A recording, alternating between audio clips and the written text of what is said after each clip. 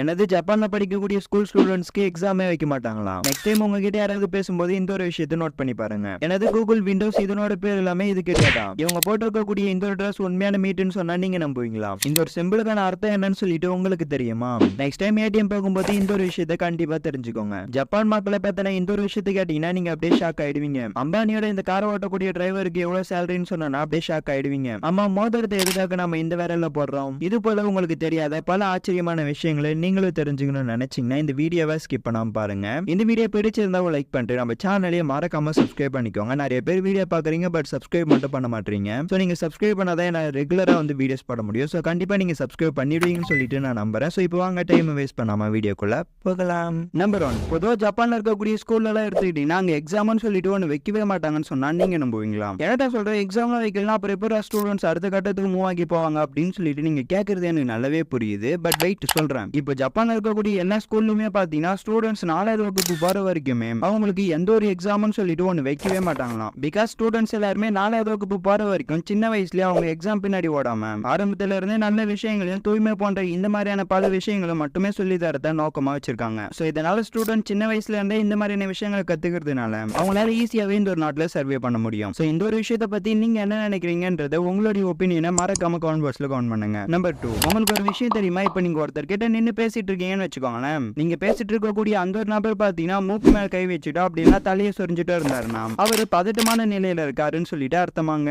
And இது மட்டும் இல்லாம நீங்க பேசக்கூடியதை காதுல வாங்காம அவர் ஏதோ டீப்பா யோசிச்சுட்டு இருக்காருன்னு சொல்லிட்டு அர்த்தமாகும். சோ நெக்ஸ்ட் டைம் நீங்க யார்கிட்டயாச்சும் பேசிட்டு இருக்கும்போது இந்த ஒரு விஷயத்தை நோட் பண்ணி பாருங்க. ஓகேவா? நம்பர் 3, ஆப்பிள், அமேசான், கூகுள், மைக்ரோசாஃப்ட்னு சொல்லிட்டு இந்த மாதிரியான கம்பெனிஸ் எல்லாத்தையுமே நம்ம கேள்விப்பட்டிருப்போம். என்னதான் இந்த கம்பெனிஸை பார்த்திருந்தாலும் இல்லைன்னு கேட்டு இருந்தாலுமே இந்த கம்பெனிஸோட சர்வர் ரூம் எப்படி இருக்குன்னு சொல்லிட்டு நீங்க என்னைக்காச்சும் ஏதாச்சும் ஒரு போட்டோல வச்சு பார்த்திருக்கீங்களா? அப்படி சப்போஸ் நீங்க பார்க்கலாம், இந்த ஒரு போட்டோவை பாருங்க. இந்த ஒரு போட்டோல ஆப்பிள், அமேசான், கூகுள், மைக்ரோசாஃப்ட்னு சொல்லிட்டு இந்த 4 கம்பெனியோட சர்வர் ரூம் இருக்கும். இந்த ஒவ்வொரு கம்பெனியோட சர்வர் ரூமே பார்க்கிறதுக்கு இந்த மாதிரி தான் இருக்குமாங்க. நம்பர் 4, இந்த ஃபேக்ட் இப்போ உங்களுக்கு யூஸ்ஃபுல்லா இல்லைனா கூட பரவாயில்ல, எப்போதாவது எங்கேயாவது கண்டிப்பா இந்த ஒரு ஃபேக்ட் உங்களுக்கு யூஸ்ஃபுல்லா இருக்கும். சோ தெரிஞ்சுக்கோங்க. இப்போ நீங்க ஒரு ஏடிஎம்க்கு போயிருக்கீங்கன்னு வச்சுக்கோங்களேன். அந்த ஒரு ஏடிஎம்ல போயிட்டு நீங்க பணம் இருக்கும்போது டக்குன்னு திருட வந்துடுறான். அந்த திருட வந்து உங்களுடைய ஏடிஎம் கார்டுல இருந்து பணத்தை எடுக்கிறதுக்காக உங்ககிட்ட என்ன பண்றேன்னா அந்த ஏடிஎம் கார்டோட பின் நம்பரை கேட்கறான். நீங்க என்ன பண்ணுவீங்க? பயந்து போயிட்டு அந்த பின் நம்பரை சொல்லிடுவீங்க இல்லையா? ஆனா அப்படி சொல்லாதீங்க. பிகாஸ் உங்களுடைய பின் நம்பரை சொல்றதுக்கு பதிலா உங்களுடைய பின் நம்பரை தலைகீழா சொல்லிடுங்க. இப்போ 1234 சொல்லிட்டு ஏடிஎம் கார்டோட பின் நம்பர் இருந்ததுன்னா 4321 சொல்லுங்க. இந்த மாதிரி நம்மளோட ஏடிஎம் கார்டோட பின் நம்பர் தலைகீழா போட்டோம்னா ஆட்டோமேட்டிக்கா மெசேஜ் போயிடும். அண்ட் இது மட்டும் இல்லாம ஏடிஎம் மிஷினே போட்டோவை கேப்சர் பண்ணிடும். சோ இதனால அந்த திருடனும் ஈஸியா மாட்டீங்களா, நீங்க பேனிக் ஆக தேவையில்ல. இந்த ஒரு வசதி எல்லா ஏடிஎம்ல இருக்கு. சோ நீங்க கண்டிப்பா இந்த ஒரு விஷயத்தை தெரிஞ்சுக்கோங்க. நம்பர் 5, இந்த ஒரு போட்டோ பாருங்க. இந்த ஒரு போட்டோல ஒரு பெண் ஒரு Dress போட்டிருப்பாங்க இல்லையா?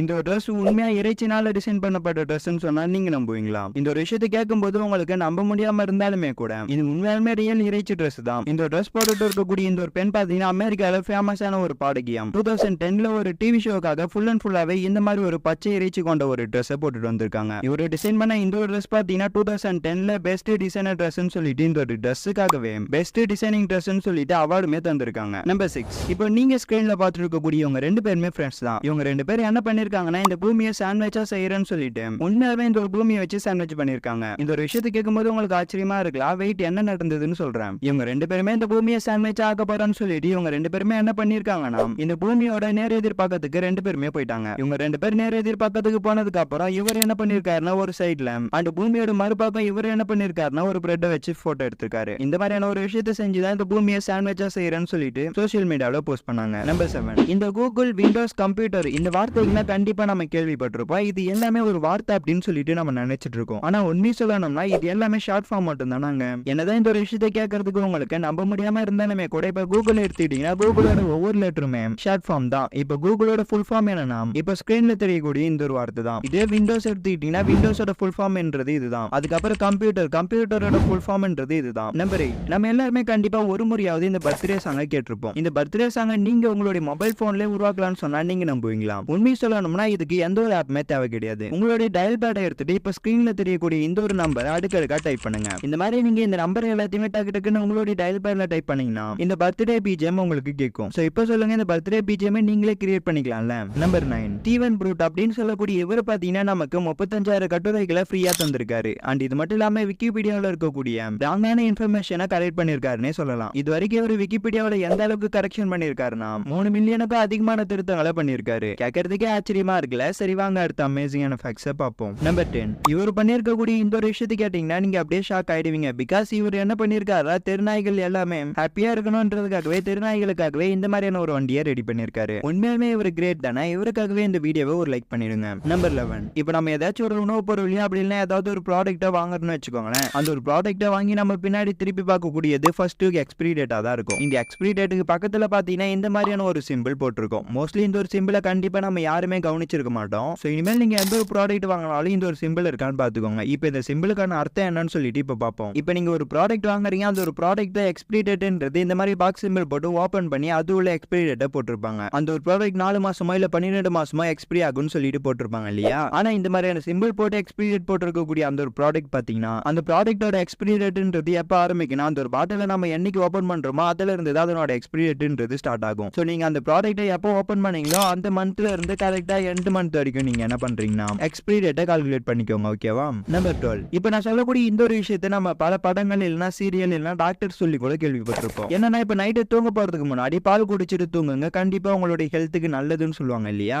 ஆனா நைட்டு நேரத்துல இந்த பால் குடிக்கிறதுனால நம்மளுடைய ஹெல்த்துக்கு என்ன ஆயிட போகுது அப்படின்னு சொல்லிட்டு உங்களுக்கு ஒரு டவுட் வரலாம். டவுட் வரலன்னா கூட பரவாயில்ல, இந்த ஒரு விஷயத்தை தெரிஞ்சுக்கோங்க. ஓகேவா. பொதுவா தூங்க போறதுக்கு முன்னாடி பால் குடிக்கிறதுனால நம்மளுடைய தூக்கமின்மைன்றது பறந்து போகும். பிகாஸ் இந்த பால்ன்றது நம்மளுடைய பிரெயினுக்கு ஒரு நேச்சுரலான மயக்க மருந்துன்னே சொல்லலாம். சோ இதனாலதான் மோஸ்ட்லி நிறைய பேர் தூங்க போறதுக்கு முன்னாடி பால் குடிங்க நல்லதுன்னு சொல்றாங்க. ஓகேவா. நம்பர் 13. இப்போ ஒரு நபர் இருக்காருன்னா அந்த ஒரு நபர் ரொம்ப வருஷமா ஒரு பொண்ணை லவ் பண்ணிட்டு இருக்காரு. திடீர்னு அவங்களுக்கு பிரேக்கப் ஆயிடுது. என்னதான் அவங்களுடைய லவ் ரொம்ப ஸ்ட்ராங்கா இருந்தாலுமே என்னைக்காவது ஒரு நாள் பிரேக்கப் ஆயிடுது இல்லையா. இப்போ இந்த பிரேக்கப்னால அந்த நபரால அந்த ஒரு விஷயத்தை விட்டு வெளியே வர முடியல. ஆனா ஒரு ரிசர்ச்சின் படி என்ன சொல்றாங்கன்னா எல்லாத்தையும் மறக்கிறதுக்கும் வேற ஒரு புதிய உணர்வுகளை உருவாக்குறதுக்கும் நம்மளுடைய பிரெயின் எடுத்துக்கக்கூடிய நாட்கள் பாத்தீங்கன்னா 21 டேஸ் தான். சோ இந்த 21 டேஸ்ல உங்களுடைய பிரெயினை எந்த அளவுக்கு சேஞ்ச் பண்றீங்களோ சோ அது மாதிரி தான் உங்களுடைய லைஃப் அமையும். சோ நீங்க பிரேக்கப் ஆயிடுச்சுன்னு சொல்லிட்டு டெய்லி அந்த ஒரு ஃபீல்ட்ல இருந்தீங்கன்னா உங்களுடைய பிரெயினும் அதுக்கேற்ற மாதிரி தான் ட்ரெயின் ஆகும். சோ எந்த ஒரு பெயின்ஃபுல்லான விஷயம் நடந்தாலும் சரி அதுல இருந்து கடந்து போறது பாருங்க. ஓகேவா. நம்பர் 14. இந்த வீடியோ பார்க்கக்கூடிய நம்ம எல்லாருமே எத்தனையோ கார் வகைகளை பார்த்திருப்போம். ஏன் டிரான்ஸ்பரண்டா இருக்கக்கூடிய கார் கூட நம்ம போன வீடியோல பார்த்திருப்போம் இல்லையா.